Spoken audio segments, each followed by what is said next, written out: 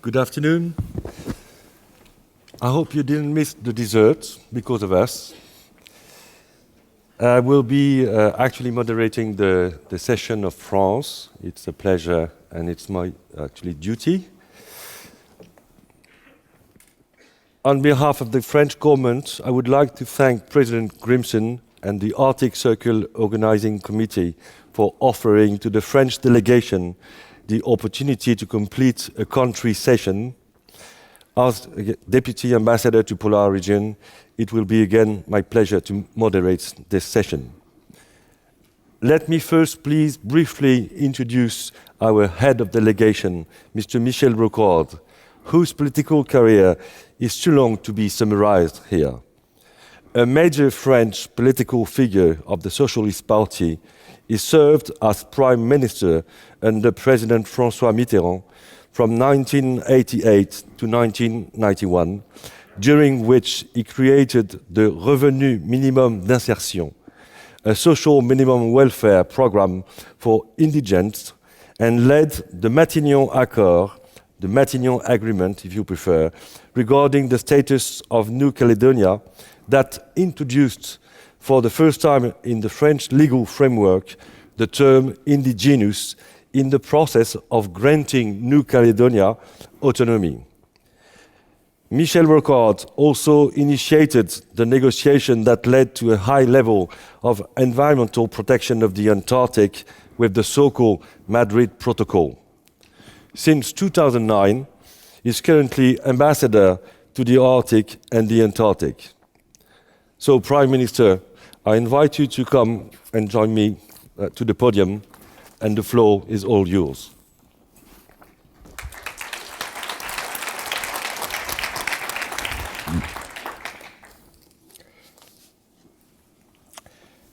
Mr. President of Iceland, ministers, ambassadors, distinguished guests, ladies and gentlemen,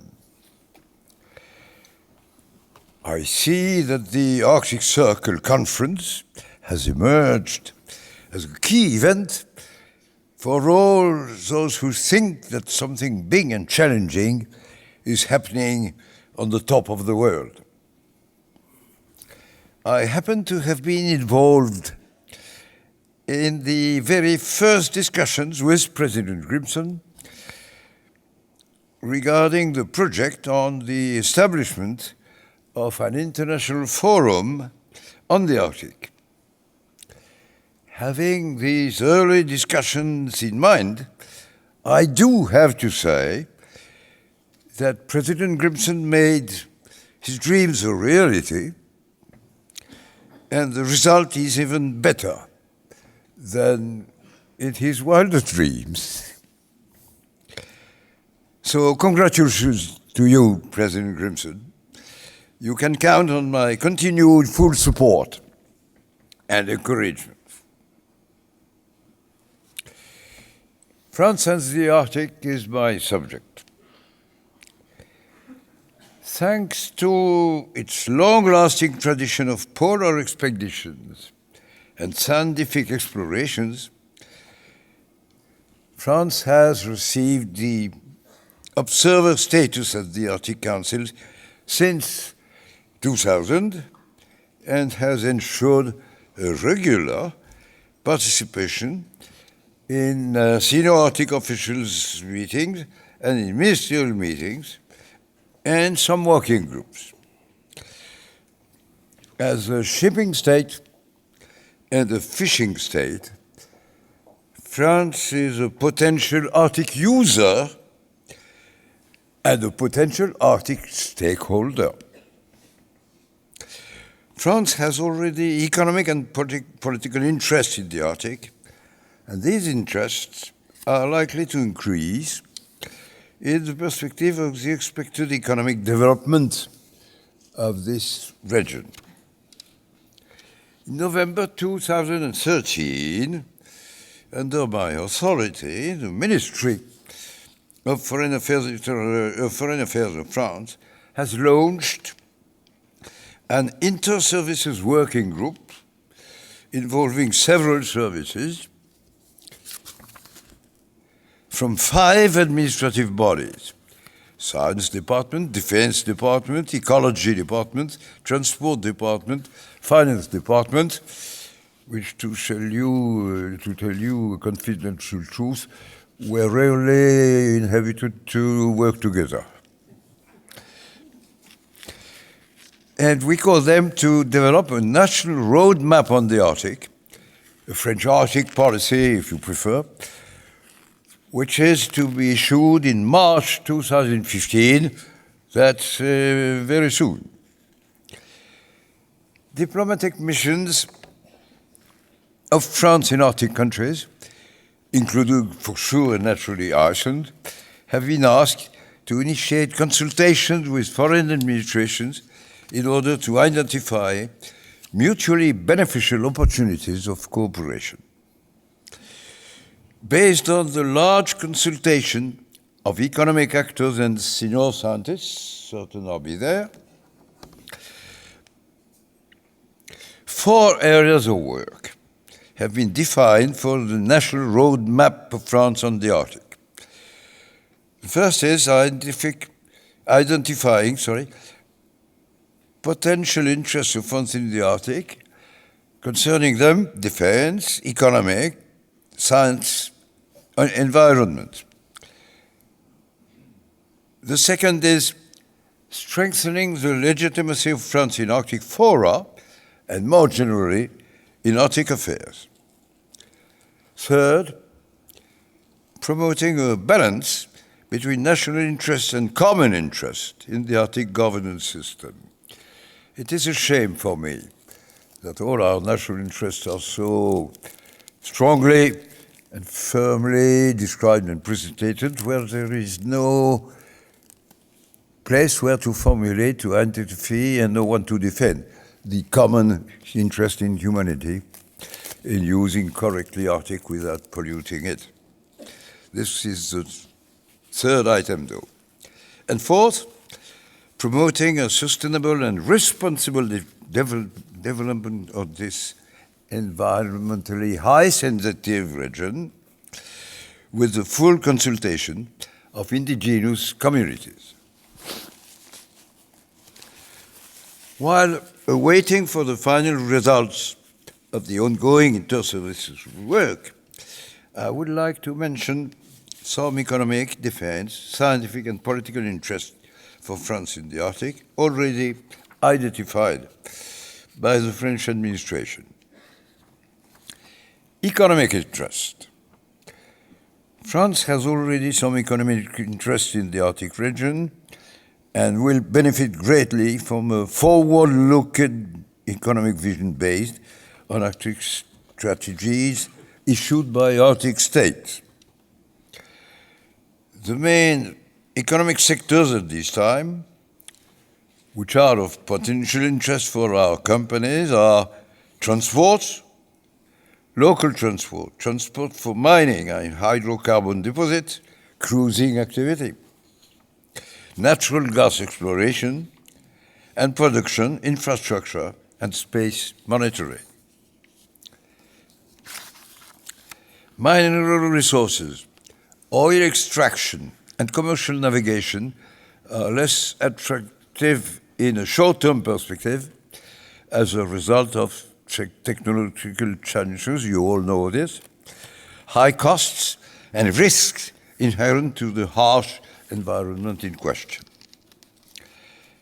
As far as fishing opportunities are concerned, there is presently no development project of new fisheries in the Arctic area. However, France is aimed at preserving its potential fishing interest under the exclusive competence of the European Union in the perspective of some new possible Arctic fishing activities.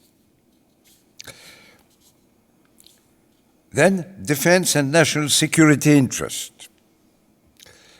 From a defense perspective, France is concerned with political stability in the Arctic region for 3 main reasons. As a member of a military alliance, NATO, National North Atlantic Treaty Organization, as a member of a political organization, the European Union, and its status of a nuclear power. According to the 2013 French White Paper on Defense and National Security, I quote, "The decrease of Arctic sea ice extent has strategic consequences, and the perspective of a maritime traffic along new polar sea routes is now approaching." In the end, as stated by our Department of Defense, the major interests for France in the Arctic region are primarily economic, environmental, and safety interests, much more than military of defense interest. Then scientific interest. As I mentioned earlier, France has a long-lasting tradition of scientific exploration and research in the two polar regions, the Arctic and the Antarctic. As is internationally recognized as a polar nation, indeed, along with many countries, Norway, United Kingdom, Russia, United States, many others. Our polar legitimacy is mainly due to our strong scientific presence in Antarctic and to a smaller extent in the Arctic, actually in Svalbard. A recent prospective led by the National Scientific Research Centre, CNRS in French, indicates that France has no less than 30 public research laboratories and university departments with competences in various polar research fields: social sciences, glaciology, biology, geology, oceanography, etc., involved in several European projects and international programs on the Arctic. This network is now coordinated by the so-called National Arctic Network, led by the National Scientific Research Centre and assisted by a steering committee, including public bodies like our French Polar Institute, IPEV. The National Arctic Network will be in a few seconds represented by Mr. Rousseau here. France has recognized excellence in polar scientific research, and this acknowledged excellence is a major advantage for strengthening the legitimacy of France in Arctic fora, mainly the Arctic Council, and more generally in Arctic affairs. And then political interest. The Arctic Council has become the major regional cooperation body dealing with Arctic circumpolar issues. This consultative forum doesn't wish to become a legally binding decision-making body, as you all know. Unfortunately, observer states' participation is still limited, and several important Arctic issues, for example, the issue of Arctic marine living resources management, are presently excluded from this forum. The Arctic Council has evolved favorably with the recent granting of an observer status to 6 non-Arctic states: China, India, Italy, Japan, Singapore, and South Korea. And thanks to a recent Canada-European Union agreement on seal hunting products, a long dispute. We expect that the European Union will soon be granted with the same status. The Arctic coastal states are committed to the principle that the law of the sea is the Arctic Ocean governance system. France, along with other indirectly concerned, believes that increasing access to the Arctic Ocean requires additional legal frameworks, notably as regards fishing and shipping, or cruising activities, to name a few. In this perspective, France is committed to promote a balance between national interests and common interest in the Arctic governance system, with full respect for Arctic coastal states' sovereign rights and national jurisdiction naturally. Let me conclude this brief presentation with an argument which is expected to considerably increase French and global interest in the Arctic. In September 2012, the French president, Mr. François Hollande, made the fight against climate change a governmental priority and announced France's candidacy to host the 21st session of the Conference of Parties to the United Nations Framework Convention on Climate Change. This candidacy was endorsed in April 2013, and the meeting will be held in Paris from the 30th of November to the 11th of December 2015. It will mark a decisive stage in negotiation on the future international agreement on a post-2020 regime. You should all wish good luck to this conference. In order to fulfill its responsibilities, France is gradually stepping up its contribution to the negotiations and has already one of the lowest levels of per capita greenhouse gas emissions of any other developed countries, except Iceland, probably. France is clearly focusing on a universal climate change agreement. We need to get a legally binding agreement. This is the first goal, and not an easy one, I know, of the 2015 Paris Climate Conference. Afterwards, every country will have to make pledges. There will be also essential finance dimensions, such as the Green Climate Fund and carbon pricing. By the end of the COP21 meeting, for the first time in over 20 years of United Nations negotiations, all the nations of the world, including the biggest emitters of greenhouse gases, should be bound to a universal agreement on climate. From this perspective, the rapidly changing Arctic appeared to be a symbol or a sentinel of climate change, and, by distinguished French of the Arctic, the preservation of the unique and fragile environment that is the North Circumpolar region will be strongly dependent on the success of the 2015 Paris Climate Conference. Global change in Arctic environment and Arctic environment, their fates are inextricably linked. I leave you with this last thought, and I look forward to seeing you in Paris next year for this crucial and historical work meeting, the COP21. I wish you a successful and productive conference. Thank you for your attention.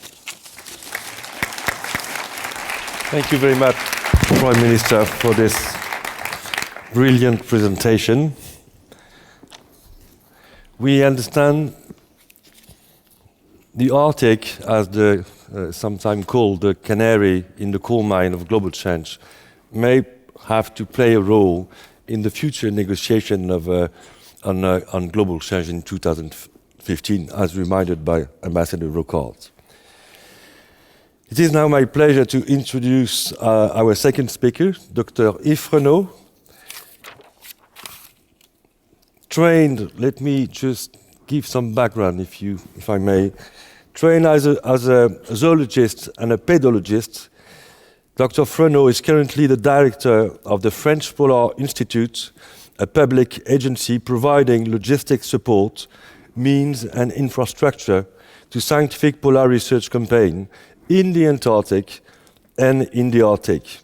Through and thanks to the French Polar Institute, the IPEV, France has a permanent scientific presence in Antarctica and a seasonal scientific presence in the Arctic, involving many scientists from several disciplines.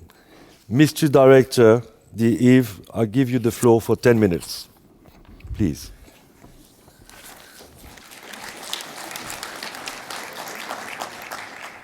Thank you very much, Laurent. Mr. President, distinguished colleagues, ladies and gentlemen, it's really my pleasure to have the opportunity today to present briefly the French Polar Institute and our activities in the Arctic. Just the French Polar Institute is a governmental organizations body in charge of supporting research, scientific research in the polar regions, both in Arctic and in the Antarctic. We are a public interest group, and we have 9 members, mainly 2 ministers, the Minister of Foreign Affairs and the Minister of Research.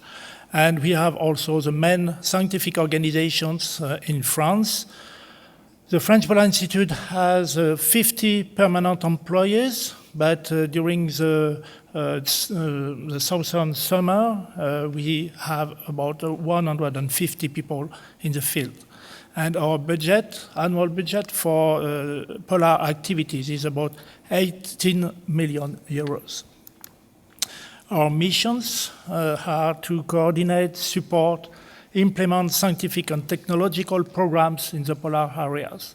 And for that, we select projects, we implement observatories, we maintain polar infrastructures, we provide access to field stations and field camps to scientists, and we organize expeditions, and of course we participate in education and outreach events in France. Where are we working? We are working, we are more involved for historical reasons in the southern hemisphere, with 5 scientific stations, 3 in subantarctic area, Crozet, Kerguelen and Amsterdam Islands, and 2 stations in Antarctica, 1 on the coast, de Mont d'Urville in Adélie Land, and 1 inland, Concordia station, that we share with our Italian colleagues. And in the north, we have stations in Ny-Ålesund, in Spitsbergen, and we share these stations with our German colleagues. From a general point of view, the science in France is the responsibility of the laboratories. It means from the scientific organizations, and IPEV, the French Polar Institute, provides support in terms of logistics and technology to the scientists going there. In the Arctic, as you see on this slide, we support annually between 20 to 25 projects in the Arctic, all around the Arctic basin, but our main activities in Svalbard.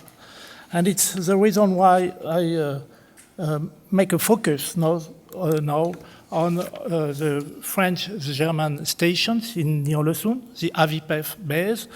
And for the rest of my presentation, I received the contribution of Karin Lotte and Roland Neubert from the Alfred Wegener Institute in Bremerhaven.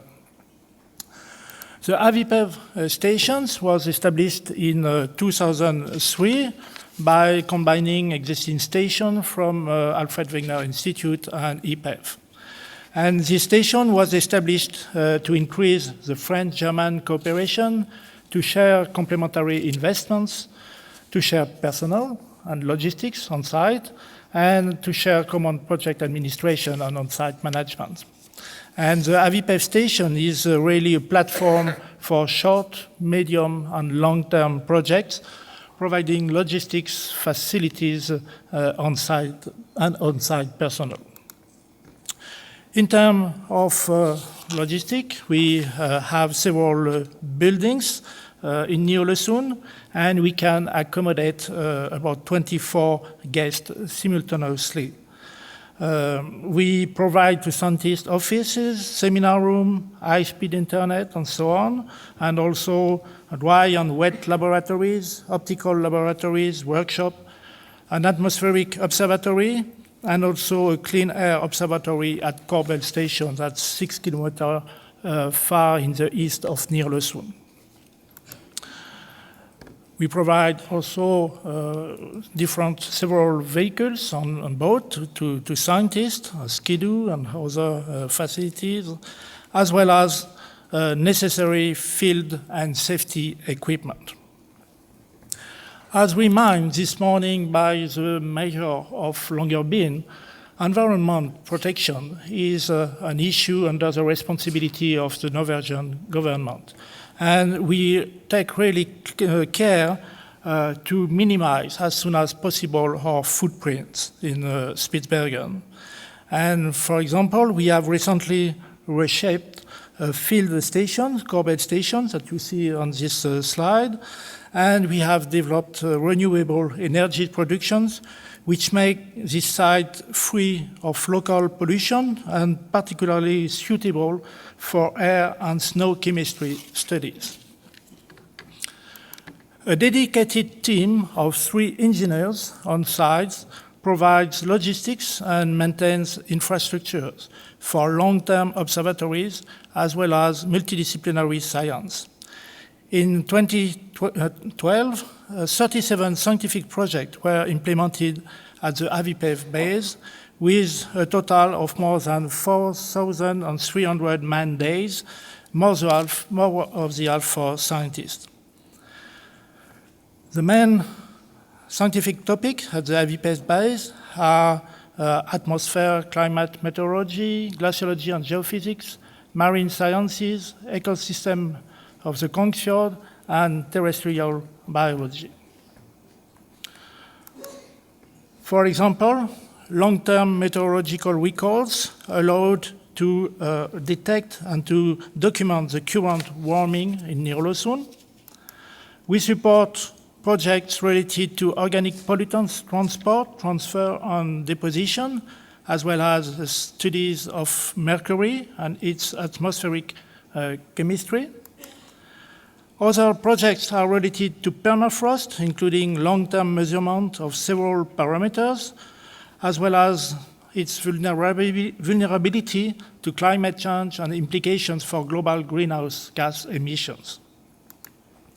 An underwater marine observatory was established in 2012, which provides continuous monitoring of oceanographic parameters, online data of temperatures, and support many international marine biological projects. Several projects are related to climate change and its effects on the biota. We support, for example, Arctic krill studies, food web analysis, bird ecology and ecophysiology studies, or marine invertebrate ecophysiology studies. In 2010, we actively participated in the European project EPOCA on the ocean acidifications, which set up mesocosm experiments in the Kongsfjord.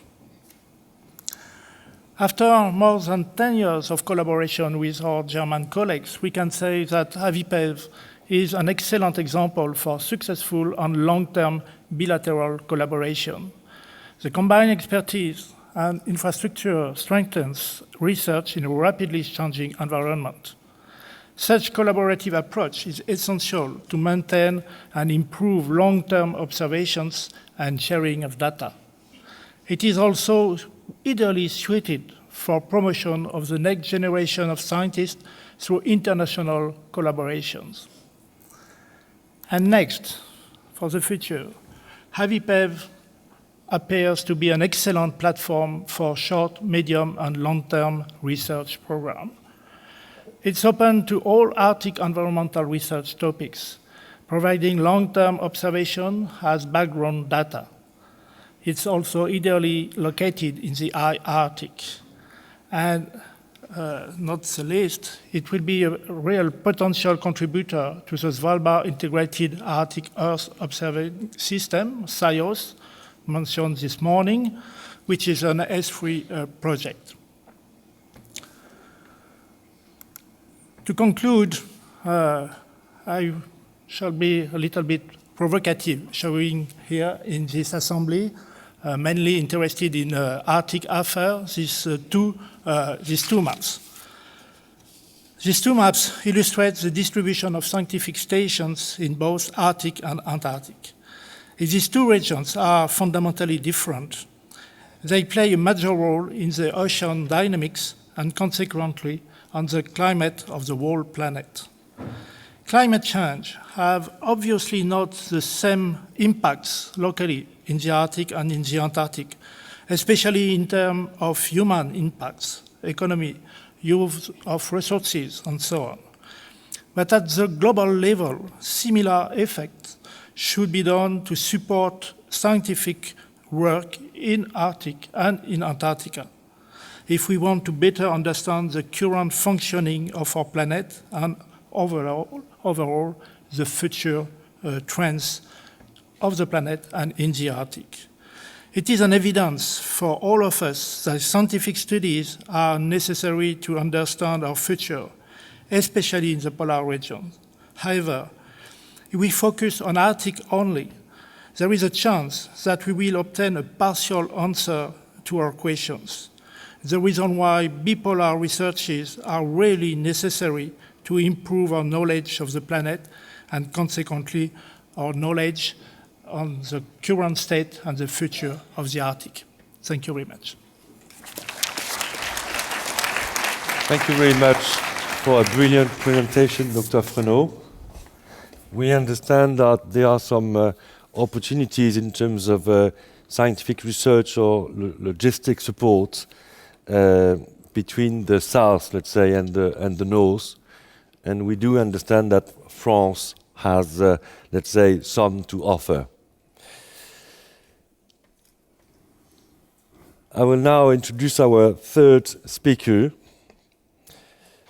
Mr. Denis Didier Rousseau, Senior Research Scientist and Scientific Director of the National Arctic Network, already mentioned by Ambassador Rocard, aimed at coordinating Arctic science on a national and an international level.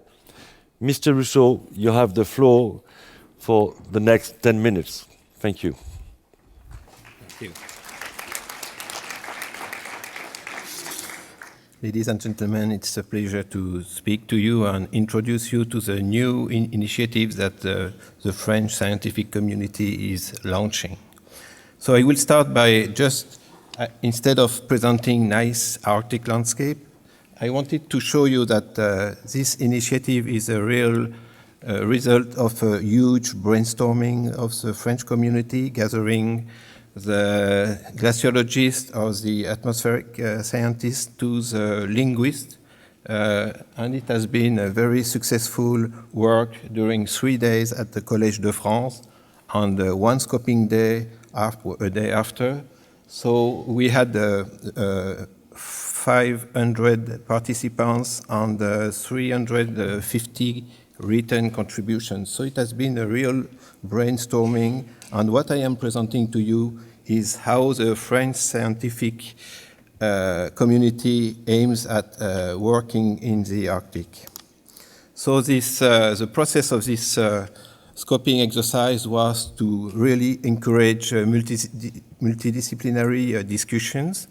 And we had 9 themes, which are the basic topics that we could investigate in the Arctic, but the audience targeted was involving all the French scientists who study or wish to invest in scientific research on the Arctic, but also attract experts who are not necessarily focused on a particular Arctic environment, but who could contribute to the development of a more innovative research in the Arctic. So this scoping exercise was really successful, and 10 major research priorities have been designed to stimulate and foster the interactions between different disciplines. It's really what is the main aim is fostering the interaction and the multidisciplinarity. We also set an inventory of forces and a series of recommendations on the means of observations and modeling, strengthening, and developing. So I will present you these priorities from the more specific to the more inclusive. So the first one is tackling the Arctic and global atmospheric variability, so investigating the amplification and couplings and the impacts. So we aim at identifying connections between Arctic variability and global climate, understanding the underlying atmospheric mechanism, also clarifying the impact of the Arctic cryosphere on global atmospheric variability, improving our understanding of the mechanism responsible for polar amplification and identifying the major feedbacks. We aim also at identifying its impact on human activities and measuring how indigenous people perceive them, predicting what Arctic warming will be during the next century. So you see that in doing so, we are already involving the social sciences and the indigenous people. The second priority is tackling the water cycle and land ice, because there is a need in improving our understanding of the different compartments governing the Earth's water cycle, improving our understanding and modeling of the evolution of the Arctic land ice masses, and monitoring the contribution of the decline in Arctic land ice.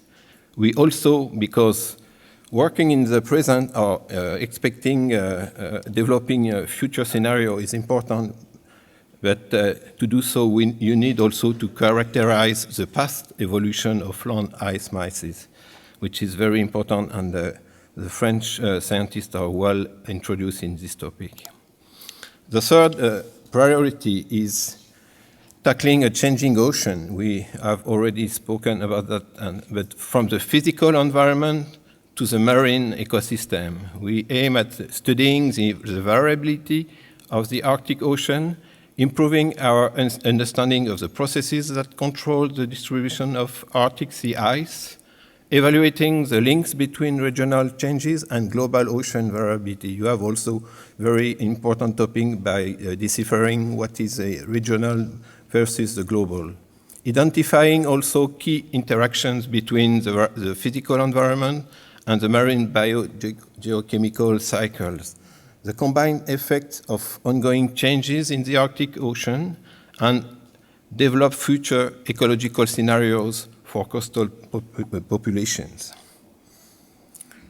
The fourth priority aims at investigating geodynamics and resources, because there is a lack of knowledge in this area, and we aim at reconstructing the long-term physiography and paleogeography of Arctic basins, modeling the impact of this physiography on water and sediment fluxes, incorporating organic matter into margin sedimentology, and identifying the specific characteristic of peri-Arctic areas in terms of resources. The fifth priority is a very important one, because it aims at studying the permafrost dynamics in the context of this climate warming that was mentioned before. And what is very important is because permafrost thawing may release greenhouse gases and will accelerate warming. So a strong feedback should exist, and investigating these feedbacks between the climate, vegetation, snow, permafrost, and hydrology is a main priority. The sixth priority is evolving the Arctic terrestrial ecosystem dynamics in the context of the global change. And we aim at assessing the impact of global change on ecosystems and the evolution of terrestrial organisms, and the consequences of the processes which will be investigated and studied for changing Arctic landscapes, because you know that with the thawing you have changing landscapes which are also very consequent. The seventh, it's very important in our mind because it's tackling the indigenous people and the relationship between indigenous people and the global change. We aim at evaluating the impact that global changes have on the evolution of Arctic ecosystems and on the experiences of indigenous people, the linkage between these changes and the values held by the society which are involved. We aim at analyzing the solutions already implemented or proposed by comparing the diverse scientific and local knowledge, and the interaction between the scientists and the local people is very important. We aim at establishing ethical partnerships, opening the door to integrated point of view. Eighth priority is something also very important because we think that there is a need to investigate towards the Arctic land-sea continuum.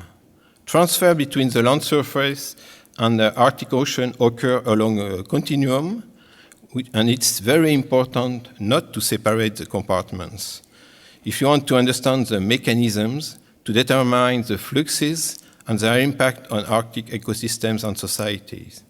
So this is what is called critical zones investigation, which is developed now in a scientific area. The ninth priority concerns the pollutions, the sources, the cycles, and the impacts. The Arctic is particularly sensitive to anthropogenic pollutants, deleterious effects on ecosystems, human health, and climate. So we aim at improving the quantification of the anthropogenic sources of pollution to better characterize the transformation processes and their impact on the physical environment and local population in the Arctic region. We aim at better understanding the human impacts related to economic development on Arctic and Arctic warming. Last but not the least, the 10th priority is tackling the sustainable development in the Arctic region, impacts, implementation, and governance. And we aim at assessing the impact of economic activities in different sectors on the environment and on the society on a fine scale and globally. The objective includes social, environmental, legal, political, and health components. And it will contribute to the quality of life index and the analysis of governance mechanisms. And we aim at producing results in terms of strategic options presented to policymakers. So these are the 10 priorities which have been proposed by the scientific community. And what's the next step? So this science plan is part of what Prime Minister Michel Rocard introduced you as the upcoming French National Roadmap on the Arctic. The French Arctic Initiative permitted to reinforce ongoing international collaborations and cooperation, and new partnerships are presently built on this new science plan. Although not an Arctic country, and while physically present in the Arctic through the AVIPEF base that Yves Reynaud introduced you, and the mixed laboratory, which is CNRS University Laval, named TACUVIC. The French scientific community is now organized and structured to tackle these identified transdisciplinary priorities through the new multi-year program that we are launching by the end of this year.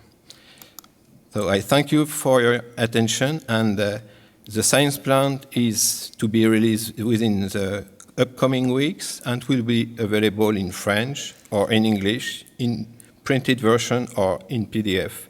So if you want to have more information, you just have to contact me. Thank you very much. Thank you very much, Mr. Rousseau, for your brilliant presentation. So I'm sure that the National Scientific Research Network, can benefit a lot with good contacts at the Arctic Circle Conference, and may I suggest all the foreign colleagues to not hesitate to meet Mr. Rousseau. Our last speaker, Commander Patrick Marchessault, happened to be a senior captain in the French flag cruise company Ponant. He is currently the manager of the Polar Expedition branch of company Ponant. And it is interesting to mention that a few weeks ago, one of the ships of Ponant successfully sailed through the Northwest Passage with no difficulties. Ponant is presently the world #1 polar cruise company. So, Commander Marchessault, thank you very much for being here. You have the floor for the next 10 minutes. Thank you.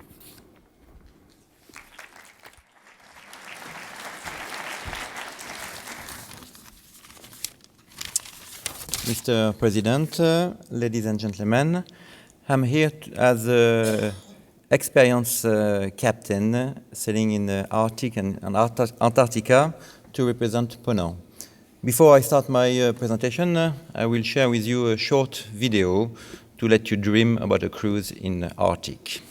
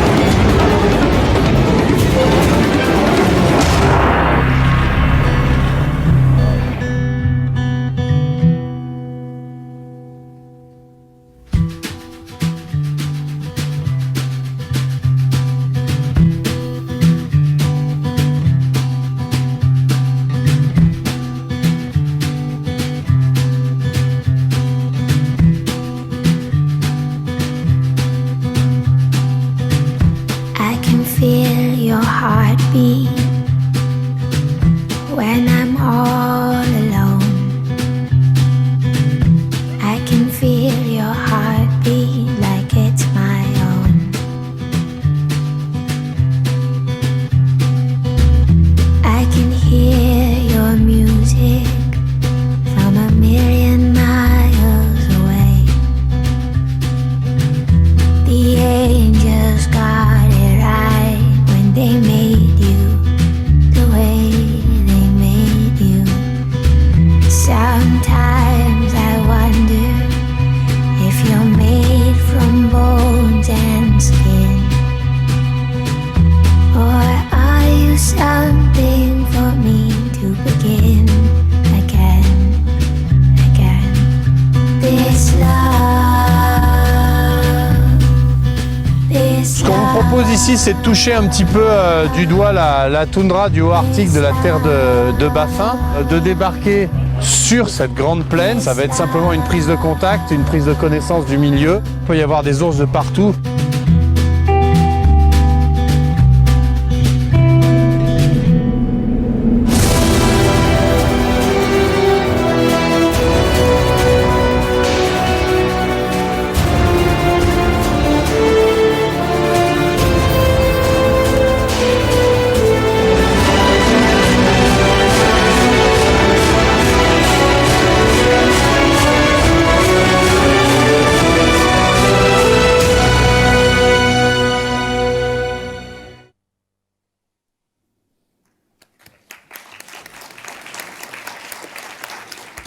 Thank you. So it is where I'm used to work.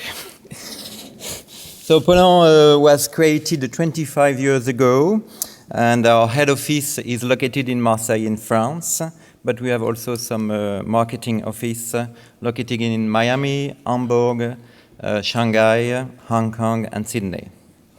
Ponant is the only French cruise company, and Ponant is today the world leader polar cruise company.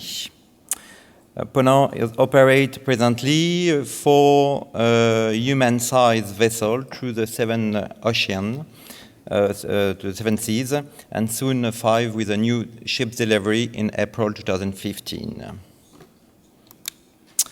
And we have a different kind of expedition, as you can see.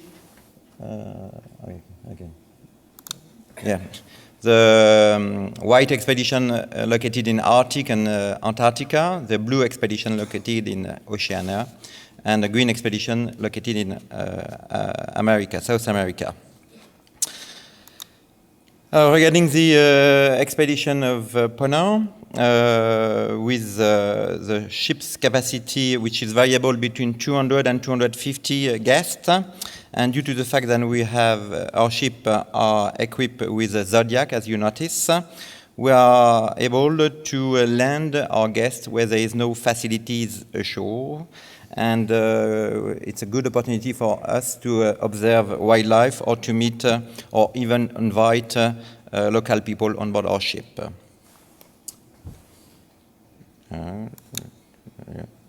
And also, in addition with our normal crew, we have 140 crew working on board. We have also 10 additional naturalists or expedition staff, which are coming from different skill, and they are here and different knowledge, and they are here also to escort the guests ashore, but also to conduct some lecture on board regarding wildlife, ice, history, geology, human sociology as well. So this kind of expedition crews are very educative, as you understand, and it's why also the key is the fact that our guests become as well the ambassador for the Arctic area as later on. And it's why we like to say after a trip to Arctic or in Antarctica, we never come back the same as before. Regarding the safety, our four vessels of our fleet are a new type, the generation of passenger ship, less than 4 years old. So they comply with all the new international regulation regarding safety. Those vessels have an ice class, and they take into consideration the future implementation of the Polar Code. In addition of the normal bridge manning, we have on board, when we are sailing in polar seas, always an additional officer as ice pilot. Also, our company invests into an ice navigation simulator, and every time our company organizes several sessions per year in order to train our navigation officer into the ice condition. Regarding the environment, I'm sorry, this one is in French, so you will have to, but I will tell you everything in English. We have some environment engagement. Ponant vessels have been designed and fitted with the most recent technology in order to minimize the impact on the environment, but also to comply with the international rules, of course. It is why our vessel got the Clean Ship label or Clean Ship certificate, if you like. And also it's very important that you know that at the beginning of each cruise, it's mandatory for our guests to attend a meeting conducting by expedition staff in order to teach them or to make sure they learn how to behave when they go ashore regarding the wildlife and to make sure they don't leave or drop any things ashore every time we do a landing. And our philosophy is just to leave our footprint ashore after we leave. That's it.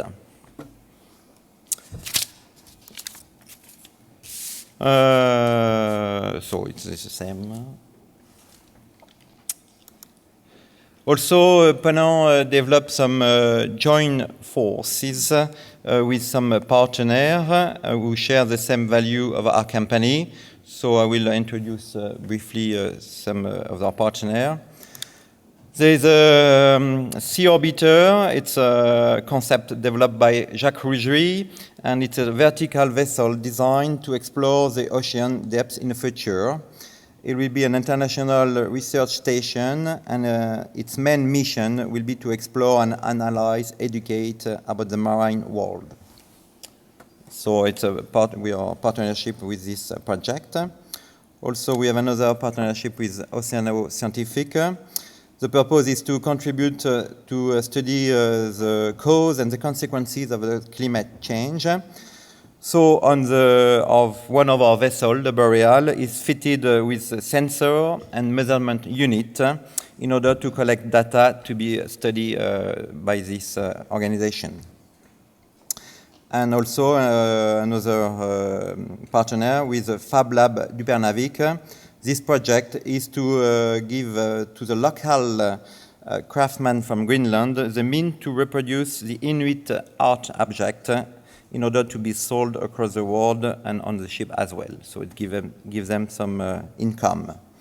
And of course, we have some. We are very pleased to be to welcome Michel Rocard and Laurent Maillet on board, sometime as a guest, so they can present and develop their activity to promote, to support the Arctic. That's it. Thank you for your attention. I hope you enjoy. See you on board. Thank you very much, Commander Massasso, for this very exciting presentation. Thank you. Please. So it is true that Ambassador Rocard and myself have traveled several times and in several areas in the Arctic and the Antarctic, and we personally recommend the Compagnie du Ponant. So after those highly interesting presentation, we will now open the discussion with the audience. Please raise your hand and present yourself before asking the question. Feel free to ask any question.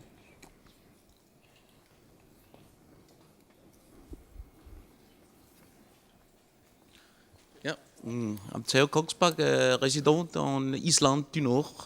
I do that in English for the rest of the audience. It seems like there is a run for the Arctic, and everybody seems to make the same kind of presentations. I wonder why France do not take their own role as the one who guard the indigenous people and study the indigenous people. You have a rich tradition. You should be the one, and you promised that last year, I remember, in fact, to be the guardian of the indigenous people.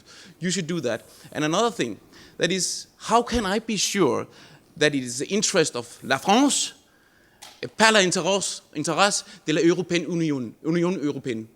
How can I be sure when I see Rocard that it's a French interest? Because none of the coastal nations in the Arctic region are members of the European Union. I would like to see France, but I don't like to see the European Union. Thank you.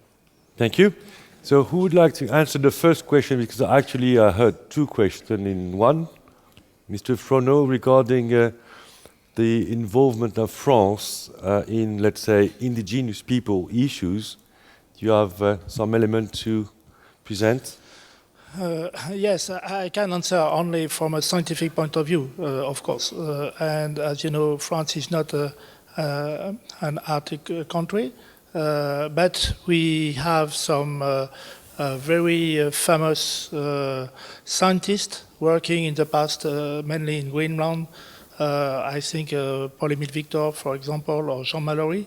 So there is really a school of ethnology in France, which is really interested in the people of the Arctic. So in terms of scientific activities, we can say that it is really, and as said by Denis Didier, it is one of our priorities because we think that we have expertise in France to work on this issue. And of course not to work alone, but to collaborate with other scientists working on similar issues in Canada, in Alaska, in Russia, and so on.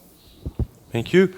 Ambassador Rocard would like to answer the second question regarding the way France sees, let's say, the EU strategy on the Arctic. Sorry, being deaf, I can no more get English, so I will ask Laurent to retranslate the question in French.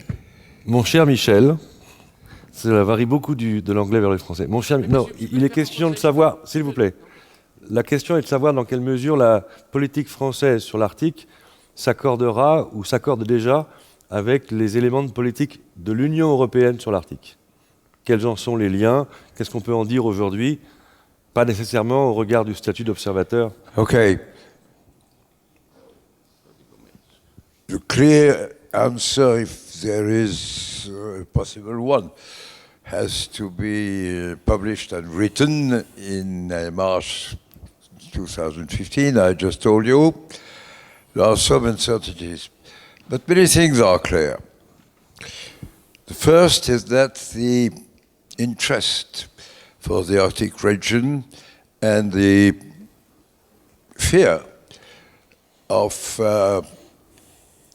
its negative, dangerous transformation by climate, fatigue, etc., is of the same intensity in France and in the rest of Europe. The mandate of the European Union is clear and convergent on this point. Second, the 28 members of the European Union have devoted to their union only one complete competence in which they renounce to exercise themselves, which is fisheries. On fisheries, the Union speaks for the countries. We negotiate previously what will be said and we discuss the policy. But one, it is agreed, nations disappear, the Europe speaks for us. For all the rest, nation states remain masters of their own foreign policy and describe it. You will hardly find any difference in all of this. I may say that part of Europe, Baltic states, Poland, the Scandinavian states, might be much more sensitive to Arctic problems than the south and the Mediterranean zone, naturally, making Europe consist in homogenizing those interests. But the main key is probably not there.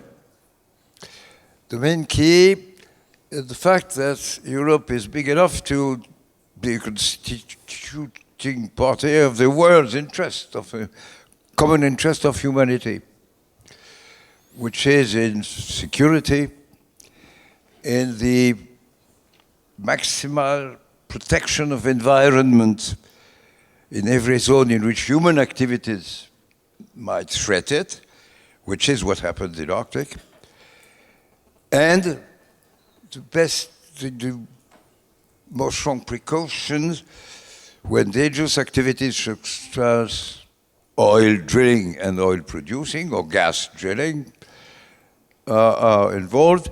We need the utmost level of mutual observation, mutual surveillance, and protection. This is a field in which, in the absence of anyone worldwide in charge of saying and describing where is the world's interest,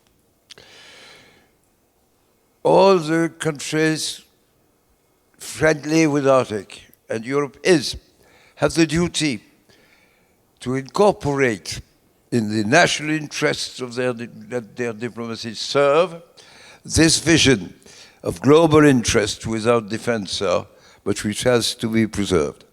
This is probably the main task that Europe could achieve and take in charge among all of you. I don't say at all that Russia, United States, Canada, or Norway are incapable to do that. Not at all, nothing of the kind. Not to quote Denmark, who is a member of the Union. But I say the weakness of general interest in all these debates is such that it needs to be reinforced. And that is, in our eyes, a European task. Thank you very much, Prime Minister. So I see we are already running out of time. We don't want to disturb the next country session with our friend from China, but we'll take another question. I see a well-known face there. Yeah. Please. Hello, Laurent. Yeah. Hello, Michael. Yeah, thank you. Michael Karcher from the Alfred Wegener Institute for Polar and Marine Research in Germany and Assistant Coordinator of the European Union-funded Access Project on Arctic Climate Change, Economy and Society. I have a question to the captain of Ponant. I'm sorry, I forgot your name. Marchesso. Marchesso, okay.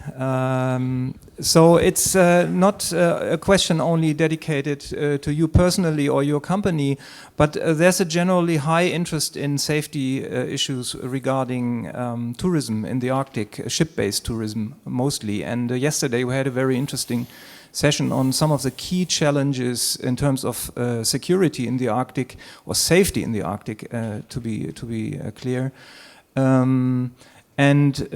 Big tourist ships in the Arctic were one of the main concerns in this discussion. So I would like to know more about your view on how to enhance the safety of those activities in the Arctic, because we certainly all have still the pictures of the Costa Concordia in our eyes and our brains. And nobody would want to see such an accident in the Arctic, especially since, despite the search and rescue agreement, not everywhere, especially in remote areas, a solid search and rescue of that amount of people would be possible. So I would like to know more about your point of view on this. Sorry, Commander, a short answer, please. Yeah, it's a good question. So on the initiative of the Denmark, all the operator of the cruise industry in Arctic has been invited recently, and they developed the Arctic Web, which is a website where it supports information where are located the different ships, because it's, as you say, it's difficult for, in case of rescue, to coordinate and rescue operation over there. So it's in order to improve the, in case of any emergency, to know where is the closest ship to ask for help. So it's one step, and the key is to know where we can call and how far is it in case of. I don't know if I answered to your question, but it's a part. Thank you very much. I'm afraid we'll have to close the debate with the audience. We're very sorry, we're a bit late. Thank you very much again to all the speakers. I think we can, they deserve our applause again. As mentioned earlier by Ambassador Brocard, France will ensure continuous participation in the next edition of the Arctic Circle. Thank you very much.